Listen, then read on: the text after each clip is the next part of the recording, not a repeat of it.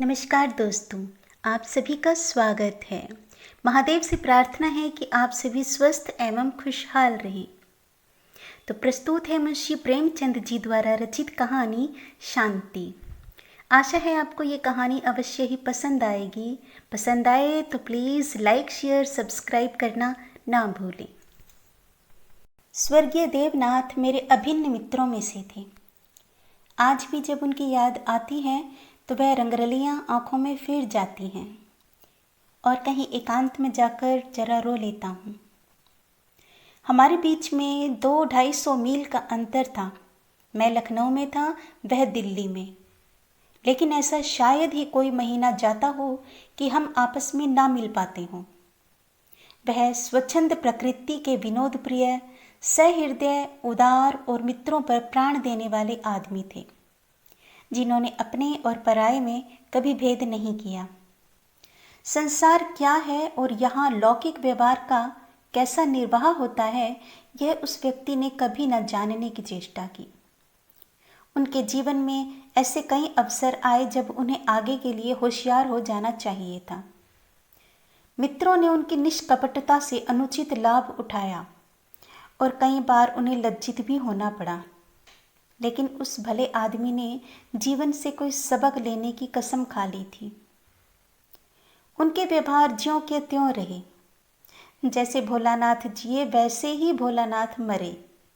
जिस दुनिया में वह रहते थे वह निराली दुनिया थी, जिसमें संदेह, चालाकी और कपट के लिए स्थान न था।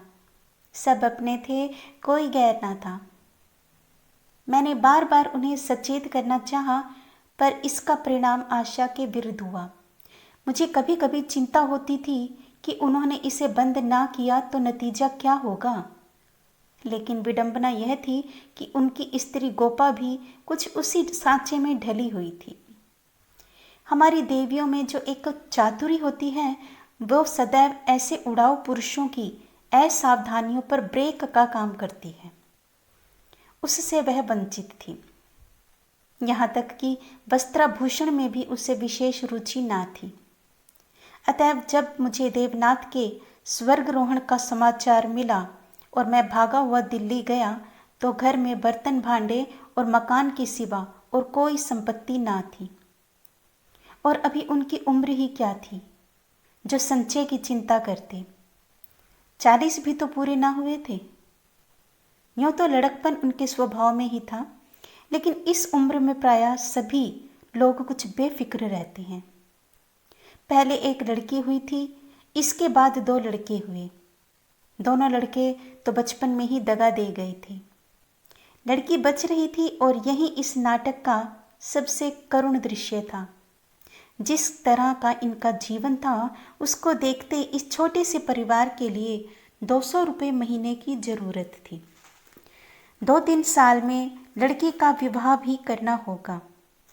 कैसे क्या होगा, मेरी बुद्धि कुछ काम न करती थी।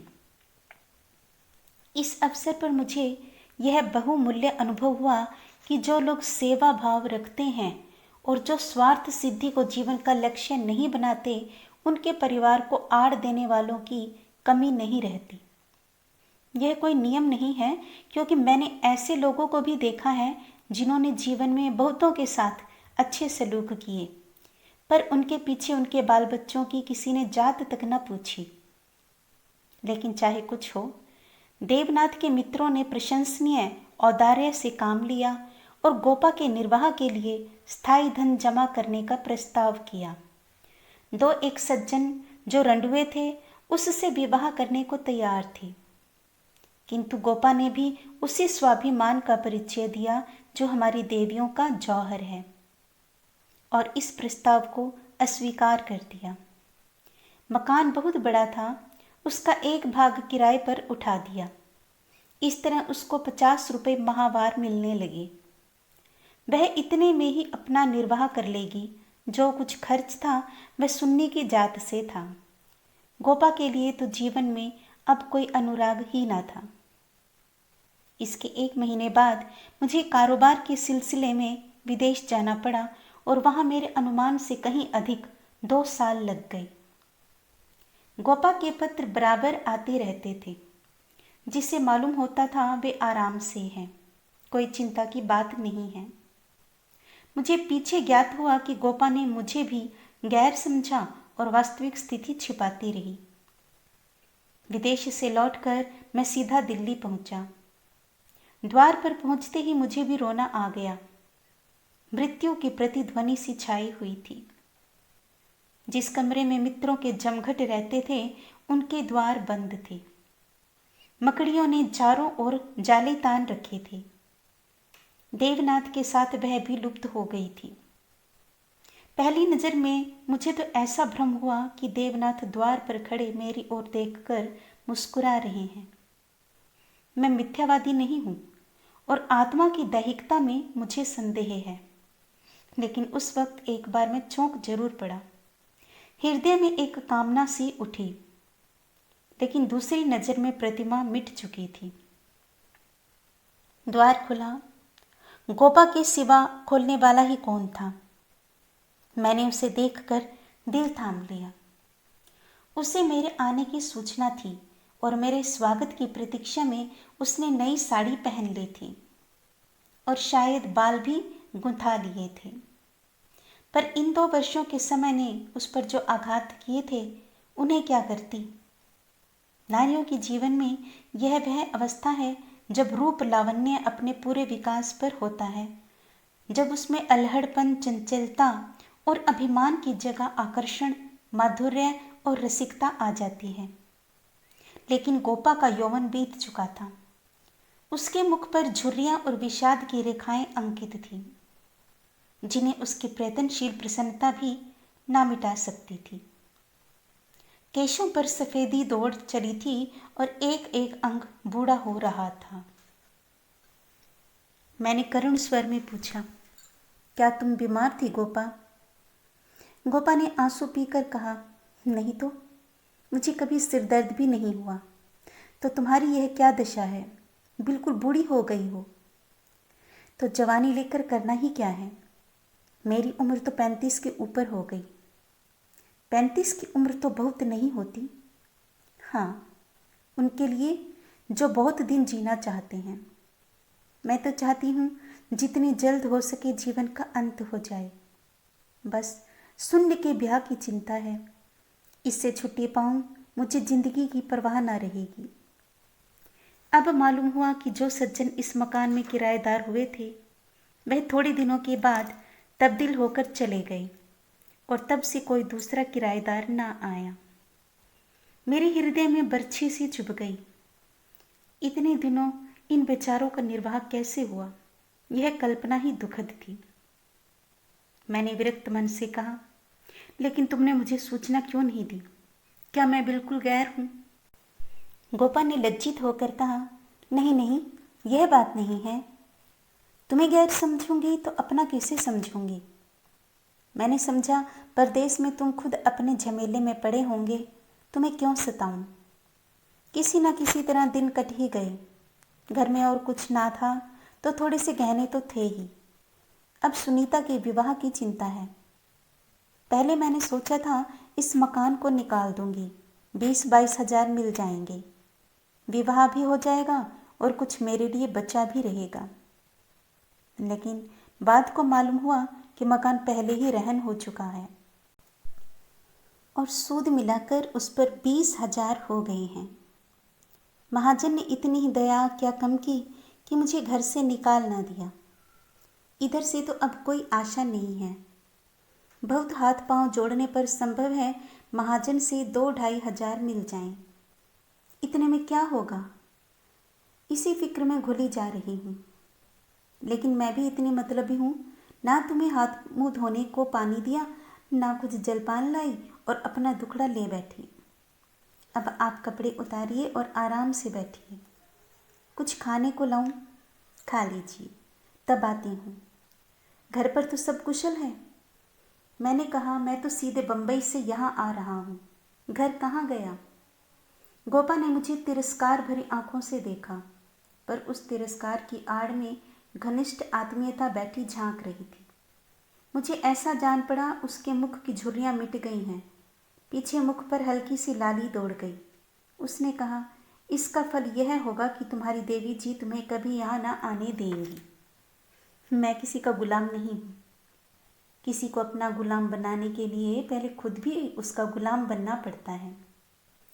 शीतकाल की संध्या देखते ही देखते दीपक जलाने लगी। सुन्नी लालटेन लेकर कमरे में आई।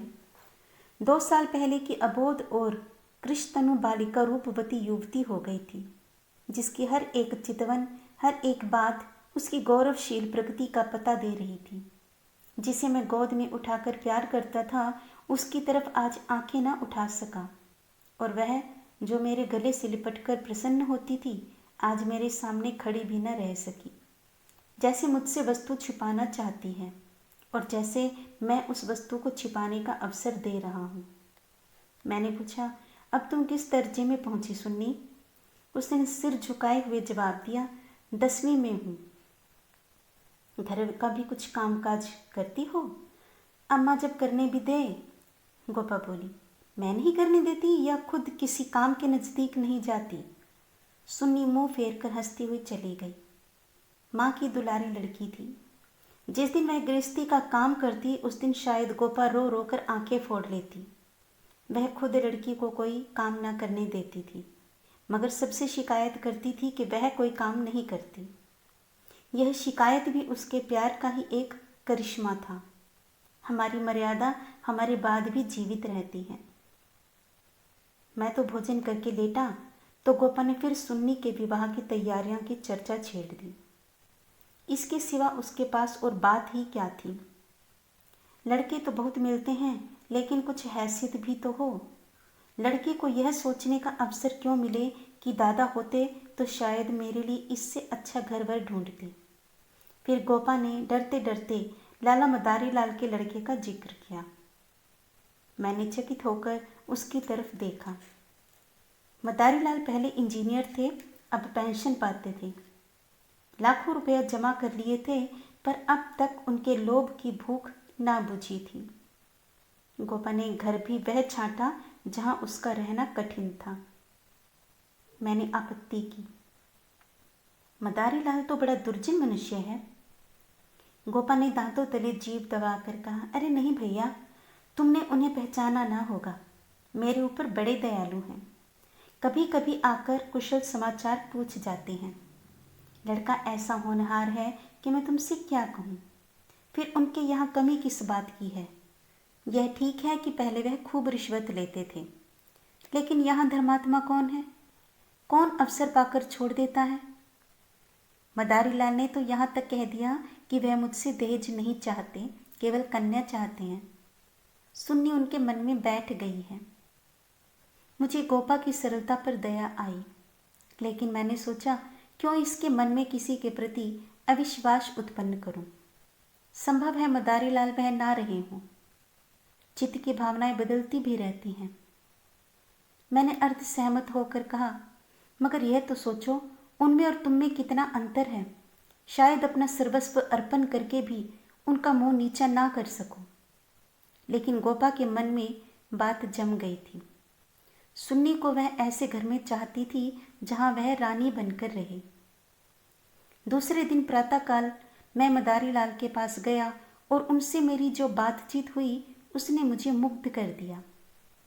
किसी समय वह लोभी रहे होंगे।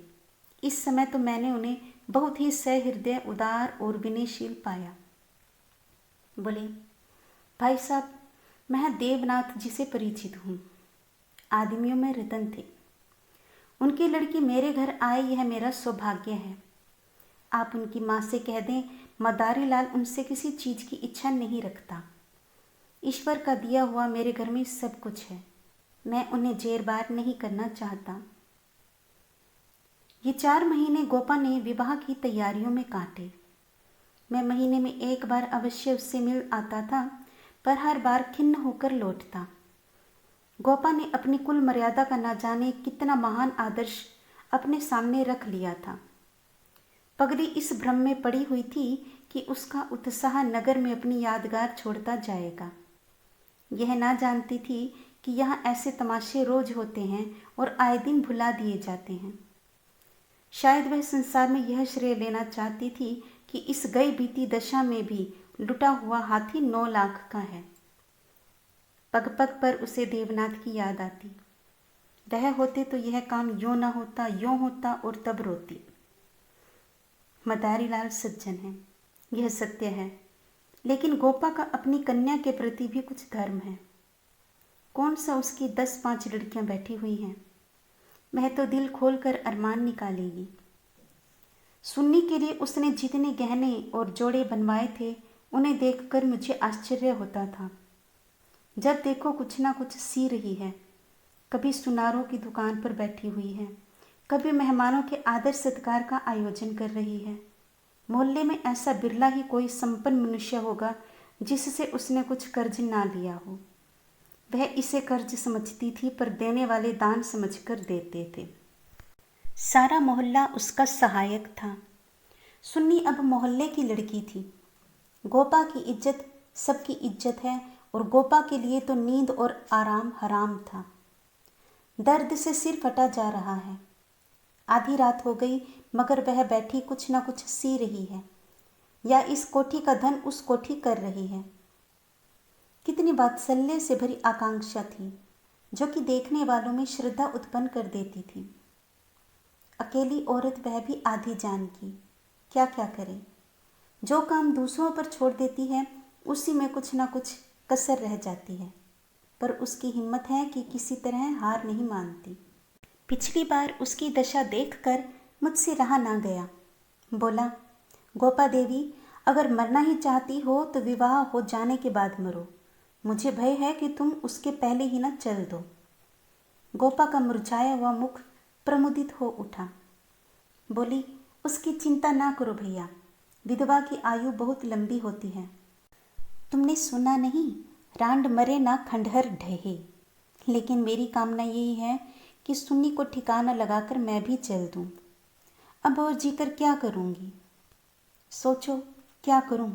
अगर किसी तरह का विघ्न पड़ गया तो किसकी बदनामी होगी? इन 4 महीनों में मुश्किल से घंटा भर सोती होंगी। नींद ही नहीं आती, पर मेरा चित्त प्रसन्न है। मैं मरूं या जीऊं, मुझे यह संतोष तो होगा कि सुन्नी के लिए उसका बाप जो कर सकता था, वह मैंने कर दिया। मदारीलाल ने अपनी सजनता दिखाई, तो मुझे भी तो अपनी नाक रखनी है। एक देवी ने आकर कहा, बहन, जरा चलकर देख, चाशनी ठीक हो गई है या नहीं। गोपा उसके साथ चाशनी की परीक्षा करने गई और एक क्षण के बाद आकर बोली, जी चाहता है सिर पीट लूं। तुमसे जरा बात करने लगी, उधर चाशनी इतनी कड़ी हो गई कि लड्डू दोंगे से लड़ेंगे। किससे क्या कहूँ? मैंने चिढ़कर कहा, तुम व्यर्थ का झंझट कर रही हो। क्यों नहीं किसी हलवाई को बुलाकर मिठाइयों का ठेका दे देती? फिर तुम्हारे यहाँ मेहमान ही कितने आएंगे जिनके लिए यह तुम्हार बांध रही हो। 10-5 की मिठाई उनके लिए बहुत होगी। गोपा ने व्यथित नेत्रों से मेरी ओर देखा। मेरी यह आलोचना उसे बुरी लगी। इन दिनों उसे बात बात पर क्रोध आ जाता था। बोली, भैया, तुम ये बातें ना समझोगे। तुम्हें ना माँ बनने का अवसर मिला, ना पत्नी बनने का। सुन्नी के पिता का कितना नाम था, कितने आदमी उनके दम से जीते थे, क्या यह तुम नहीं जानते? वह पगड़ी मेरे ही सिर तो बंधी है। तुम्हें विश्वास ना आएगा, नास्तिक जो ठहरे, पर मैं तो उन्हें सदैव अपने अंदर बैठा पाती हूँ। जो कुछ कर रहे हैं वह कर रहे हैं। मैं मंद बुद्धि स्त्री भला अकेली क्या कर देती? वही मेरे सहायक हैं, वही मेरे प्रकाश हैं। यह समझ लो कि यह देह मेरी है, पर इसके अंदर जो आत्मा है वह उनकी है। जो कुछ हो रहा है उनके पुण्य आदेश से हो रहा है। तुम उनके मित्र हो, तुमने अपने सैकड़ों रुपए खर्च किए और इतना हैरान हो रहे हो। मैं तो उनकी सहगामिनी हूँ, लोक में भी परलोक में भी। मैं अपना समूह लेकर रह गया। जून में विवाह हो गया। गोपा ने बहुत कुछ दिया और अपनी हैसियत से बहुत ज्यादा दिया, लेकिन फिर भी उसे संतोष ना हुआ। आज सुन्नी के पिता होते तो न जाने क्या करते। बराबर रोती रही। जाड़ों में मैं फिर दिल्ली गया। मैंने समझा कि अब गोपा सुखी होगी। लड़की का घर और वर दोनों आदर्श हैं। गोपा को इसके सिवा और क्या चाहिए? लेकिन सुख उसके भाग्य में ही न था। अभी कपड़े भी ना उतारने पाया था कि उसने अपना दुखड़ा शुरू कर दिया। भैया, घर द्वार सब अच्छा है, सास ससुर भी अच्छे हैं, लेकिन जमाई निकम्मा निकला। सुन्नी बेचारी रो रो कर दिन काट रही है। तुम उसे देखो तो पहचान ना सको, उसकी परछाई मात्र रह गई है। अभी कई दिन हुए आई हुई थी, उसकी दशा देखकर छाती फटती थी, जैसे जीवन में अपना पथ खो बैठी हो। न तन बदन की सुध है, न कपड़े लत्ते की। मेरी सुन्नी की दुर्गत होगी यह तो स्वप्न में भी न सोचा था। बिल्कुल गुमसुम हो गई है। कितना पूछा, बेटी तुमसे वह क्यों नहीं बोलता, किस बात पर नाराज है, लेकिन कुछ जवाब ही नहीं देती, बस आंखों से आंसू बहाती है। मेरी सुन्नी कुएं में गिर गई। मैंने कहा, तुमने उसके घर वालों से पता नहीं लगाया? लगाया क्यों नहीं भैया, सब हाल मालूम हो गया। लौंडा चाहता है मैं चाहे जिस राह जाऊं, सुन्नी मेरी पूरा करती रही। सुन्नी भला इसे क्यों सहने लगी? उसे तो तुम जानते हो कितनी अभिमानी है। वह उन स्त्रियों में नहीं है जो पति को देवता समझती हैं और उसका दुर्व्यवहार सहती रहती हैं। उसने सदैव दुलार और प्यार पाया है। बाप भी उस पर जान देता था। मैं आंख की पुतली समझती थी। पति मिला छैला, जो आधी आधी रात तक मारा मारा फिरता है। दोनों में क्या बात हुई है कौन जान सकता है, लेकिन दोनों में कोई गांठ पड़ गई है। न सुन्नी की परवाह करता है, न सुन्नी उसकी परवाह करती है। मगर वह तो अपने रंग में मस्त है। सुन्नी प्राण दिए देती है। उसके लिए सुन्नी की जगह मुन्नी है, मुन्नी के लिए उसकी अपेक्षा है और रुदन है। मैंने कहा, लेकिन तुमने सुन्नी को समझाया नहीं। उस लौंडे का क्या बिगड़ेगा, इसकी तो जिंदगी खराब हो जाएगी। गोपा की आंखों में आंसू भर आए। बोली, भैया किस दिल से समझाऊं? सुन्नी को देखकर तो मेरी छाती फटने लगती है। बस यही जी चाहता है कि इसे अपने कलेजे में ऐसे रख लूं कि इसे कोई कड़ी आंख से देख भी ना सके। सुन्नी फूहड़ होती, कटुभाषणी होती, आराम तलब होती तो समझती भी। क्या यह समझाऊं कि तेरा पति गली गली मुंह काला करता फिरे, फिर भी तू उसकी पूजा किया कर? मैं तो खुद यह अपमान ना सह सकती। स्त्री पुरुष में विवाह की पहली शर्त यह है कि दोनों 16 आने एक दूसरे के हो जाएं। ऐसे पुरुष तो कम हैं जो स्त्री को ज्यों भर विचलित होते देखकर शांत रह सके, पर ऐसी स्त्रियां बहुत हैं जो पति का स्वच्छंद समझती हैं। सुन्नी उन स्त्रियों में नहीं है। वह अगर आत्मसमर्पण करती है तो आत्मसमर्पण चाहती भी है, और यदि पति में यह बात ना हुई तो वह उससे कोई संपर्क ना रखेगी, चाहे उसका सारा जीवन रोते रोते कट जाए। यह कहकर गोपा भीतर गई और एक सिंगारदान लाकर उसके अंदर के आभूषण दिखाती हुई बोली, सुन्नी इसे अब की यहीं छोड़ गई, इसीलिए आई थी। ये वे गहने हैं जो मैंने न जाने कितना कष्ट सह कर बनवाए थे। इसके पीछे महीनों मारी मारी फिरी थी, यूं कहो कि भीख मांग कर जमा किए थे। सुन्नी अब इसकी ओर आंख उठाकर भी नहीं देखती। पहने तो किसके लिए, सिंगार करे तो किस पर? 5 संदूक कपड़ों के दिए थे। कपड़े सीते सीते मेरी आंखें फूट गई। यह सब कपड़े उठाती लाई। इन चीज़ों से उसे घृणा हो गई है। बस कलाई में 2 चूड़ियाँ और एक उजली साड़ी, यही उसका सिंगार है। मैंने गोपा को सांत्वना दी। मैं जाकर केदारनाथ से मिलूंगा, देखूं तो वह किस रंग ढंग का आदमी है। गोपा ने हाथ जोड़कर कहा, नहीं भैया, भूल कर भी ना जाना। सुन्नी सुनेगी तो प्राण ही दे देगी। अभिमान की पुतली ही समझो उसे। रस्सी समझ लो जिसके जल जाने पर भी बल नहीं जाते। जिन पैरों से उसे ठुकरा दिया है उन्हें वह कभी ना सहलाएगी।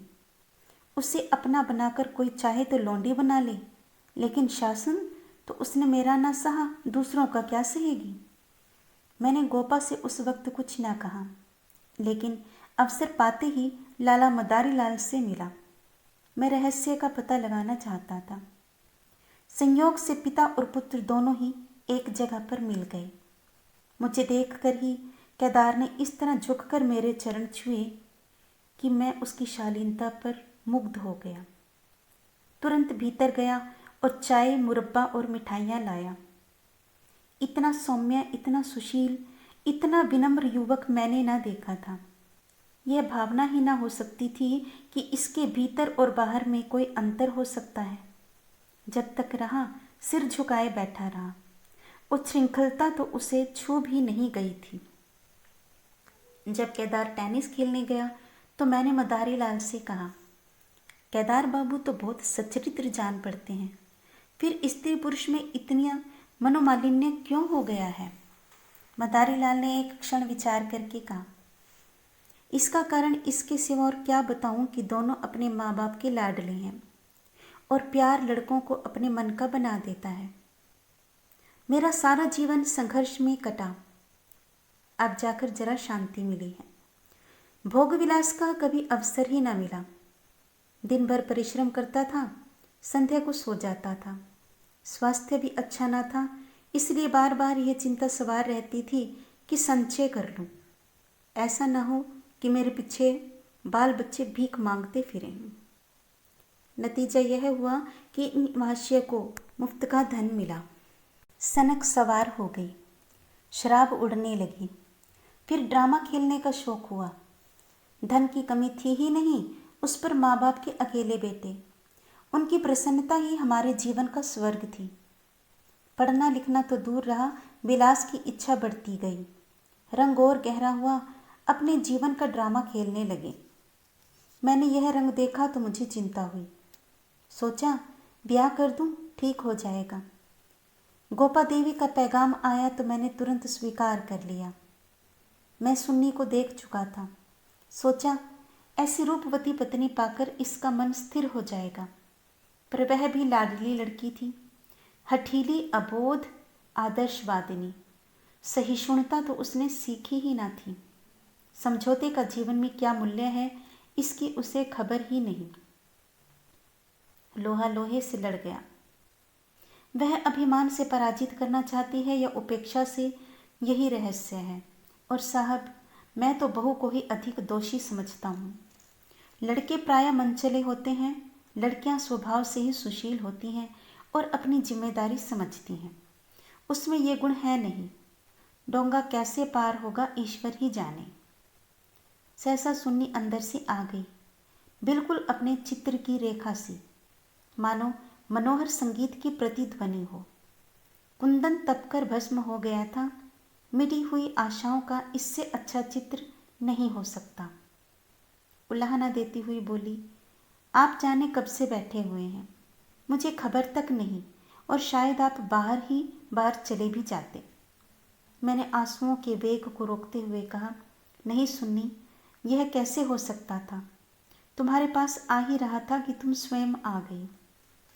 मदारी लाल कमरे के बाहर अपनी कार की सफाई करने लगे। शायद मुझे सुन्नी से बात करने का अवसर देना चाहते थे।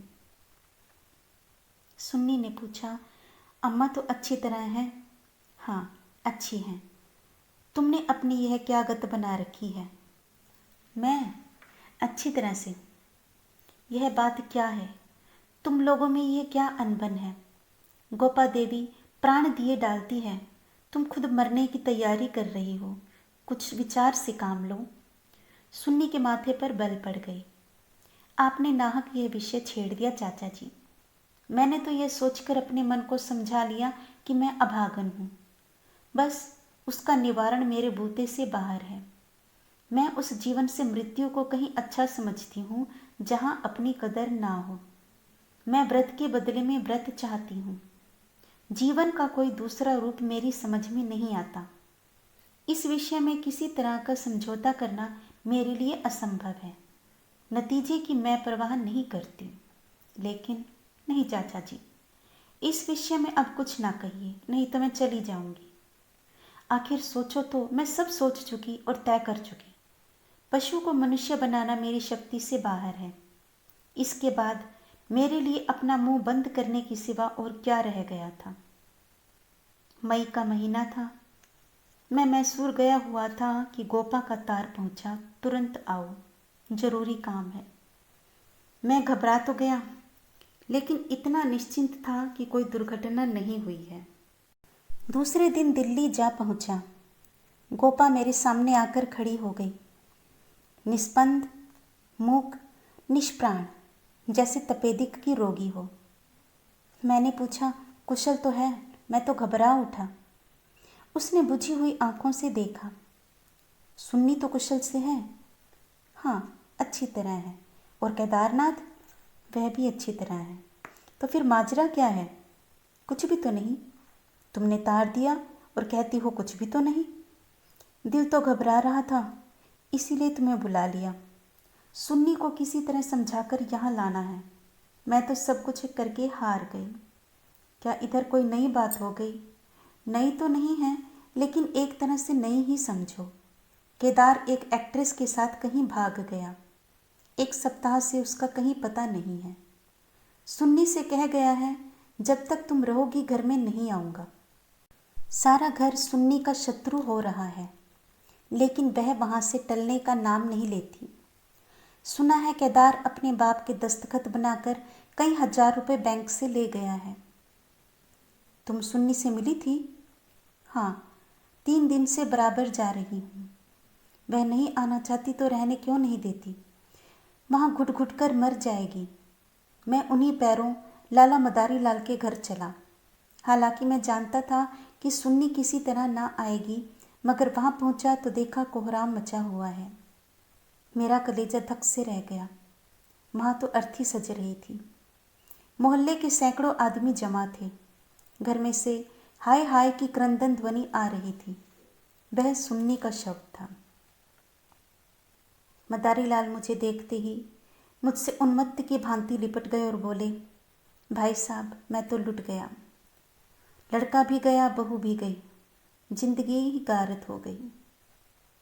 मालूम हुआ कि जब से केदार गायब हो गया था, सुन्नी और भी ज़्यादा उदास रहने लगी थी। उसने उसी दिन अपनी चूड़ियाँ तोड़ डाली थी और मांग का सिंदूर पोंछ डाला था। सास ने जब आपत्ति की तो उनको अपशब्द कही। मदारी लाल ने समझाना चाहा तो उन्हें भी जली कटी सुनाई। ऐसा अनुमान होता था उन्माद हो गया है। लोगों ने उससे बोलना छोड़ दिया था। आज प्रातःकाल यमुना स्नान करने गई। अंधेरा था, सारा घर सो रहा था, किसी को नहीं जगाया। जब दिन चढ़ गया और बहू घर में ना मिली तो उसकी तलाश होने लगी। दोपहर को पता लगा कि यमुना गई है। लोग उधर भागे, वहाँ उसकी लाश मिली। पुलिस आई, शव की परीक्षा हुई, अब जाकर शव मिला है। मैं कलेजा थाम कर बैठ गया। हाय, अभी थोड़े दिन पहले जो सुंदरी पालकी पर सवार होकर आई थी, आज वह 4 कंधों पर जा रही है।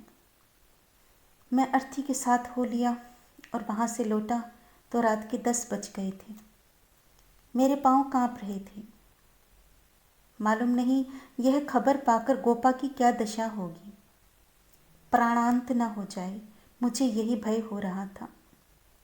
सुन्नी उसकी प्राण थी, उसके जीवन का केंद्र थी। उस दुखिया के उद्यान में यही पौधा बच रहा था। उससे वह हृदय रक्त से सींच सींच कर पाल रही थी। उसके बसंत का सुनहरा स्वप्न ही उसका जीवन था। उसमें कौंपलें निकलेंगी, फूल खिलेंगे, फल लगेंगे, चिड़िया उसकी डाली पर बैठकर अपने सुहाने राग गाएगी। किंतु आज निष्ठुर नियति ने उस जीवन सूत्र को उखाड़ कर फेंक दिया और अब उसके जीवन का कोई आधार ना था। वह बिंदु ही मिट गया था जिस पर जीवन की सारी रेखाएं आकर एकत्र हो जाती थी। दिल को दोनों हाथों से थामे मैंने जंजीर खटखटाई। गोपा एक लालटेन लिए निकली। मैंने गोपा के मुख पर एक नए आनंद की झलक देखी। मेरी शोक मुद्रा देखकर उसने मातृवत प्रेम से मेरा हाथ पकड़ लिया और बोली, आज तो तुम्हारा सारा दिन रोते ही कटा। अर्थी के साथ बहुत से आदमी रहे होंगे। मेरे जी में भी आया कि चलकर सुन्नी के अंतिम दर्शन कर लूं, लेकिन मैंने सोचा जब सुन्नी ही ना रही तो उसकी लाश में क्या रखा है। ना गई। मैं विस्मय से गोपा का मुंह देखने लगा, तो इसे यह शोक समाचार मिल चुका है। फिर भी वह शांति और अविचल धैर्य बोला, अच्छा किया, ना गई, रोना ही तो था। हाँ, और क्या, रोई यहाँ भी, लेकिन तुमसे सच कहती हूँ, दिल से नहीं रोई। न जाने कैसे आंसू निकल आए। मुझे तो सुन्नी की मौत से प्रसन्नता हुई। दुखिया अपनी मान मर्यादा लिए संसार से विदा हो गई, नहीं तो न जाने क्या क्या देखना पड़ता। इसलिए और भी प्रसन्न हूँ कि उसने अपनी आन निभा दी। स्त्री के जीवन में प्यार ना मिले तो उसका अंत हो जाना ही अच्छा। तुमने सुन्नी की मुद्रा देखी थी? लोग कहते हैं ऐसा जान पड़ता था मुस्कुरा रही है। मेरी सुन्नी सचमुच देवी थी। भैया, आदमी इसलिए थोड़ी ही जीना चाहता है कि रोता रहे। जब मालूम हो गया कि जीवन में दुख के सिवा कुछ नहीं है, तो आदमी जीकर क्या करे, किस लिए जिए? खाने और सोने और मर जाने के लिए? यह मैं नहीं चाहती कि मुझे सुन्नी की याद ना आएगी, और मैं उसे याद करके रोऊंगी नहीं, लेकिन वह शोक के आंसू ना होंगे। बहादुर बेटे की माँ उसकी वीरगति पर प्रसन्न होती है। सुन्नी की मौत में क्या कुछ कम गौरव है? मैं आंसू बहाकर उस गौरव का अनादर कैसे करूं? वह जानती है, और चाहे सारा संसार उसकी निंदा करे, उसकी माता सराहना ही करेगी। उसकी आत्मा से यह आनंद भी छीन लूं। लेकिन अब रात ज़्यादा हो गई है, ऊपर जाकर सो रहो। मैंने तुम्हारी चारपाई बिछा दी है। मगर देखो, अकेले पड़े पड़े रोना नहीं। सुन्नी ने वही किया जो उसे करना चाहिए था। उसके पिता होते तो आज सुन्नी की प्रतिमा बनाकर पूजते। मैं ऊपर जाकर लेटा तो मेरे दिल का बोझ बहुत हल्का हो गया था, किंतु रह रहकर यह संदेह हो जाता था कि गोपा की यह शांति उसकी अपार व्यथा का ही रूप तो नहीं है। इसके साथ यह कहानी समाप्त होती है। आशा है यह कहानी आपको अवश्य ही पसंद आई होगी। पसंद आई तो प्लीज़ लाइक, शेयर, सब्सक्राइब करना ना भूलें। धन्यवाद।